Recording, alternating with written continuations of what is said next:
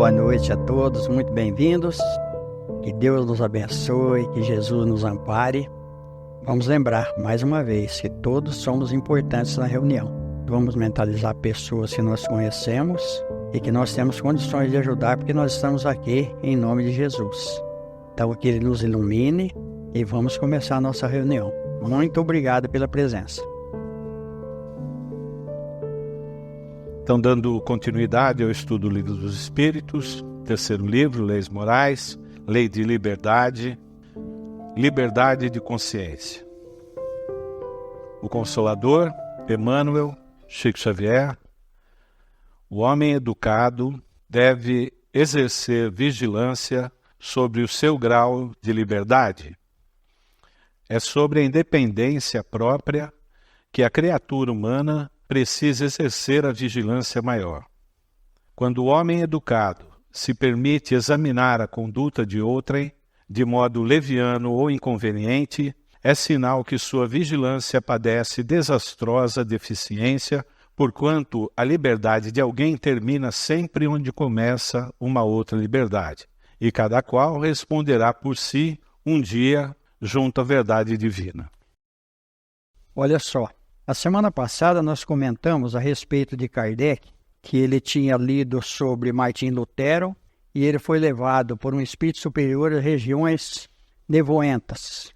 E lá ele perguntou se seriam aqueles atrozes, pessoas que tinham vivido, que foram sanguinários, que estavam lá, e a resposta do mentor foi que não, que lá estavam as pessoas educadas que fugiram da verdade. E quando Kardec acordou, ele acordou muito impressionado. Aí ele fez uma pergunta que está na questão 642 do Livro dos Espíritos. Para agradar a Deus, é necessário o homem não fazer o mal? A resposta: não. É necessário fazer o bem na medida de suas forças. Não fazer o mal não é tão importante como não fazer o mal, mas fazer o bem na medida das forças. Então está aí para nós. Muitas vezes a pessoa fala: eu não fiz mal para ninguém, mas fez bem para alguém. Então uma questão que fica para nós está dentro disso daqui, são os educados, que muitas vezes, quem recebeu uma educação muitas vezes até primorosa, mas às vezes ele não exerce a caridade, não exerce a humildade.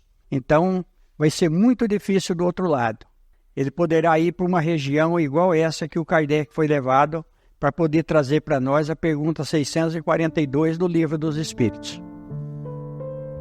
Qual é o resultado dos entraves postos à liberdade de consciência? Constranger os homens a agirem de modo contrário ao que pensam, torná-los hipócritas. A liberdade de consciência é um dos caracteres da verdadeira civilização e do progresso.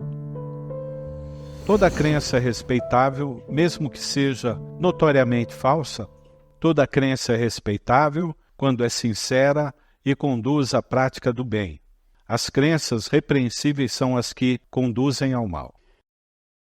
Muitas vezes nós queremos convencer pessoas a se tornarem espíritas, quando nós somos espíritas. Mas isso é uma coisa que não se deve fazer. Cada um sabe a aptidão que ele tem e a convicção que ele tem. Muitas vezes a pessoa concorda conosco para evitar discussões, dissensões. Mas ninguém pode violentar a consciência de ninguém, porque aquilo que a pessoa tem dentro dele, a convicção que ele tem dentro dele, ele vai continuar naquela linha. Então está aqui, constranger os homens a agirem de modo contrário ao que pensam. Então muitas vezes nós acreditamos em determinada situação e nós queremos que o outro acredite.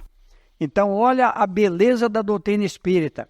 Nós devemos respeitar a liberdade e o pensamento de todos. Nós devemos sim falar das nossas convicções. Nós não devemos omitir a nossa crença, que a gente sempre comenta aqui, aquilo que Jesus fala. Aquele que me negar diante dos homens, eu o negarei diante de Deus. Então olha só, mas a gente não deve forçar a barra. Não devemos discutir religião, política, nada disso. Cada um tem o pensamento dele. O importante é fazer o bem, que é o que nós acabamos de comentar. E aqui está, olha, toda crença é respeitável, mesmo que seja notoriamente falsa. Toda a crença é respeitável quando é sincera e conduz à prática do bem. Eu sempre comento aqui que religião é rótulo, que os dirigentes se divergem, porque cada um quer ser o dono da verdade. Agora, os sábios se convergem. Por quê? Porque eles entendem. Até a gente sempre lembra de Sócrates, que no tempo de Delfos, o oráculo, eles foram lá, os sábios da Grécia foram lá saber quem era o homem mais sábio. Acho que muitos já sabem dessa história. E aí, o que o oráculo respondeu? Que era Sócrates. Eles foram questionar Sócrates. Ele falou, eu concordo com o oráculo, porque eu sou o único que sei que nada sei. Então, olha só, muitas vezes nós acreditamos saber mais que os outros, mas muitas vezes a pessoa sabe mais que a gente. Mas por humildade, ele deixa a gente falar. Aí nós vamos ver um livro do André Luiz, muito interessante, que ele diz que muitas vezes deve deixar um ignorante falar, e ouvir, porque ouvir também é caridade. Então eu agradeço vocês pela caridade que está me ouvindo aqui essa noite. É repreensível escandalizar na sua crença aquele que não pensa como nós, é faltar com a caridade e golpear a liberdade de pensar. Muito comum hoje em dia, né? Muita gente critica a doutrina do outro, a gente vai ver os defeitos, principalmente quando a gente às vezes acha que nós... Muita gente acha que o Espiritismo é a melhor coisa do mundo. O Espiritismo é a doutrina mundial de libertação do homem. Por quê? Porque traz para nós a realidade da vida. Mas a melhor doutrina, a gente sempre comenta, é aquela que muda o homem para melhor.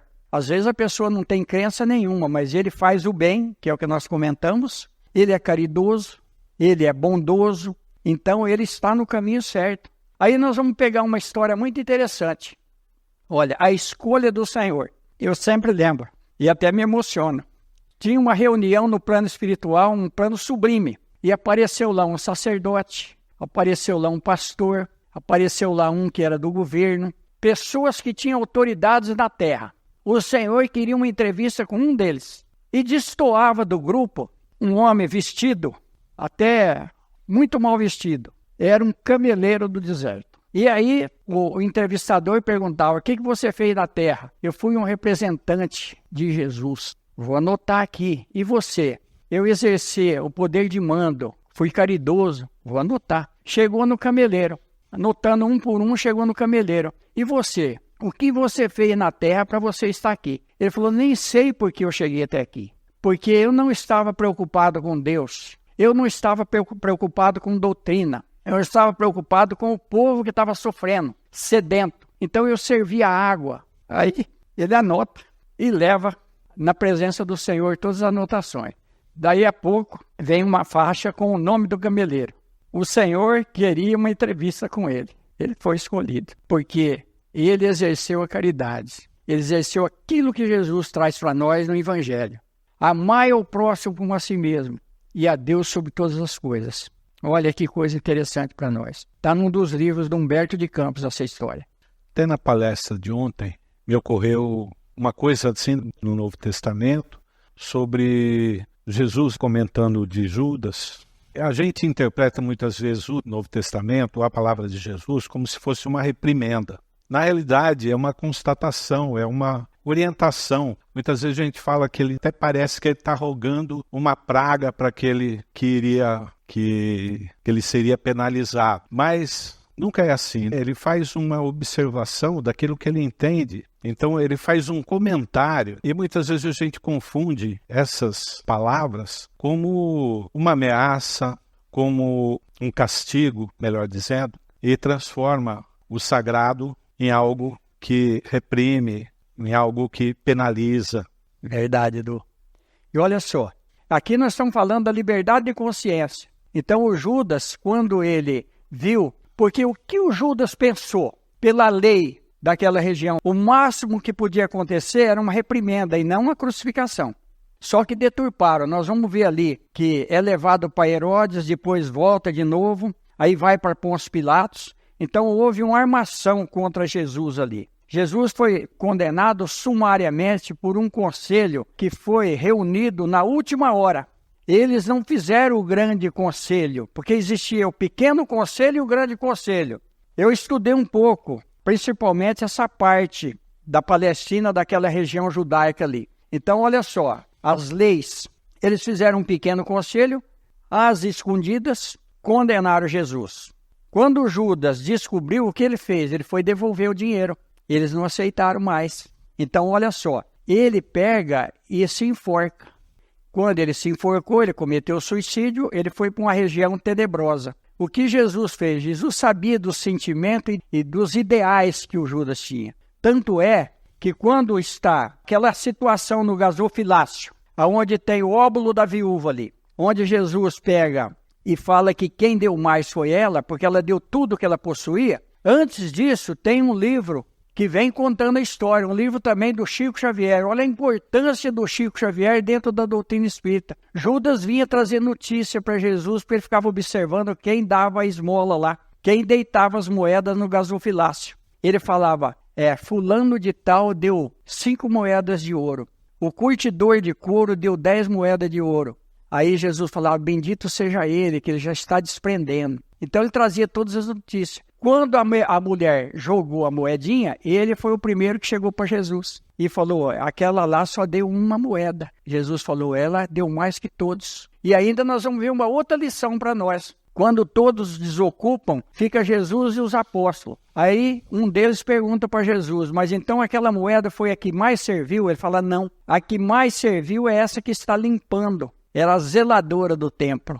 Essa sim, ela está dando o trabalho dela. Então essa é a maior servidora do templo. Olha os exemplos para nós aí. Então Jesus foi socorrer Judas. E aí realmente ele voltou. E a gente vai ver a trajetória de Judas até no século XV, quando ele reencarna como Joana d'Arc. E aí tem um livro interessante, Joana d'Arc, é a história dela. Olha para vocês verem, é muito interessante, é bom a gente ler ali. E tem um outro livro ainda que chama Joana d'Arc Médium. Nós vamos ver que ela foi queimada na fogueira, porque ela não se omitiu, ela defendeu as convicções dela.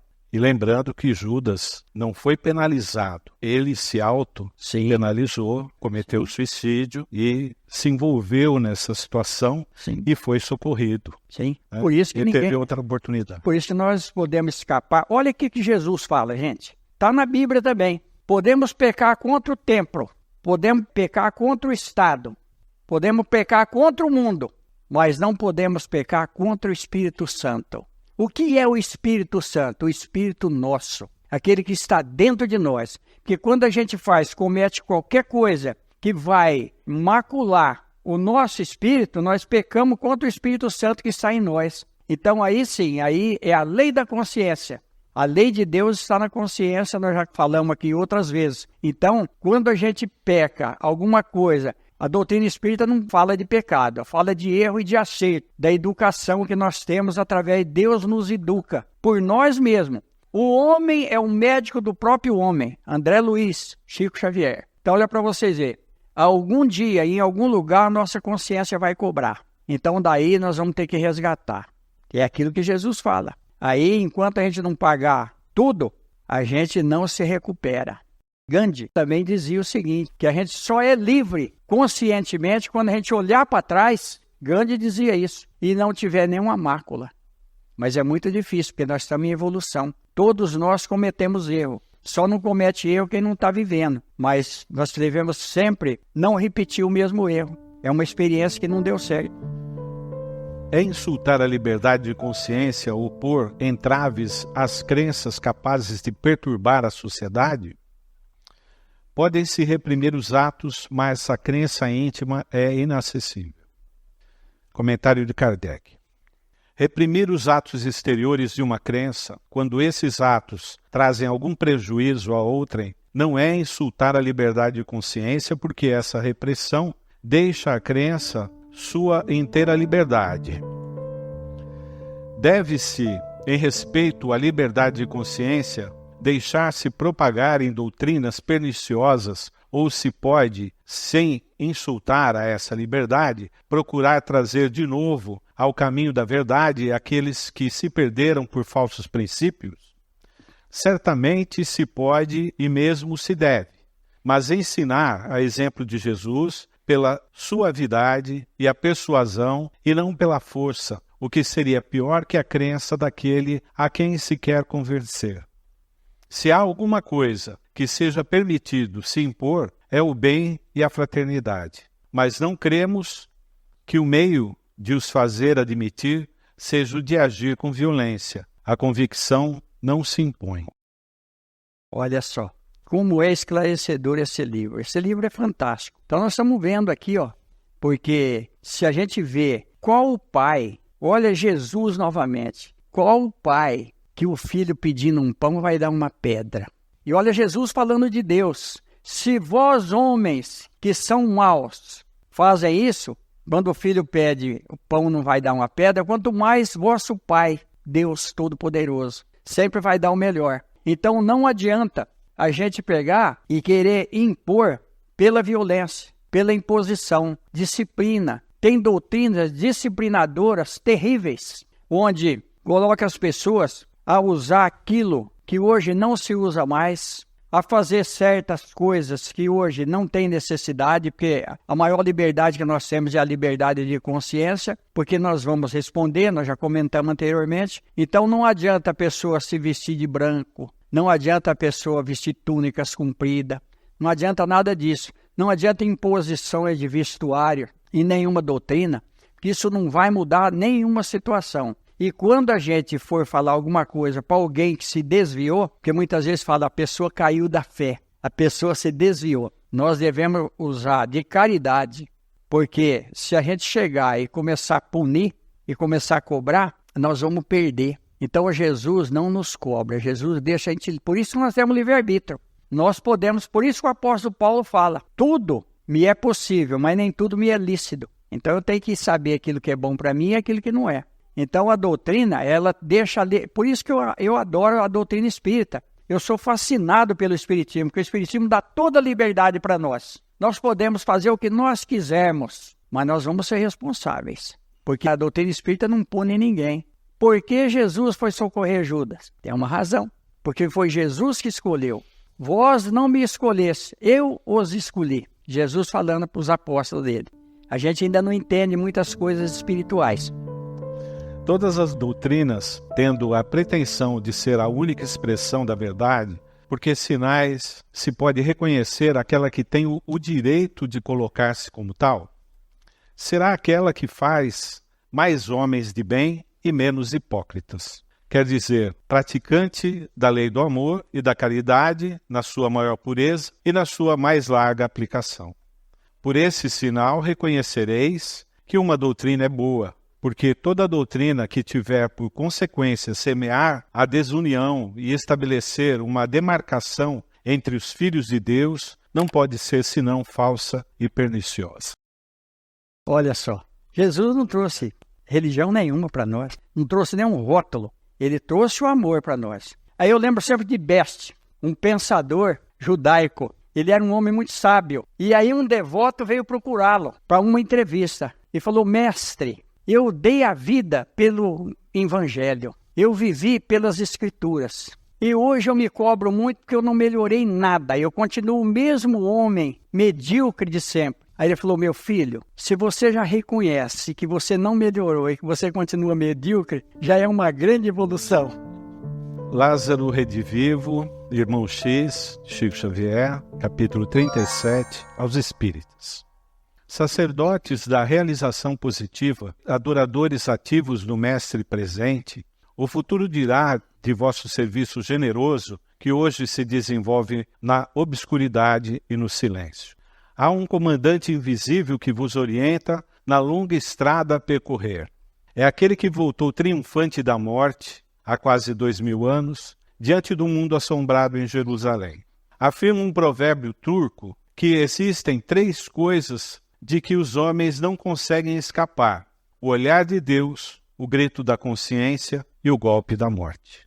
Se vossos sacrifícios não bastarem, se a tempestade das paixões sufocar temporariamente a semeadura sublime de vosso esforço, conservai o otimismo e a esperança, porque esses 3 poderes ocultos falarão por vós onde passardes.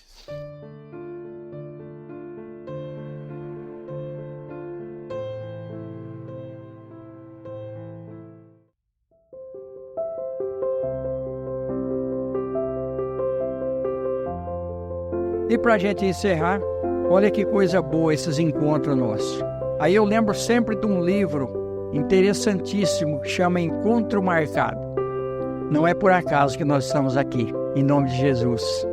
Que bom que nós estamos aqui. É Deus na nossa vida. É Jesus iluminando os nossos destinos. E não importa onde a gente esteja, seja aqui, seja em qualquer lugar, vamos trazer para nós e levar para os outros aquilo que nós aprendemos, que é o amor. Só o amor cobre a multidão dos pecados. Isso está na Bíblia. Então que esse amor nos une, nos envolva, que a gente possa ter uma boa noite, um bom sono e que Deus nos abençoe. Muito obrigado, gente. Muito obrigado por tudo. Está encerrada a reunião.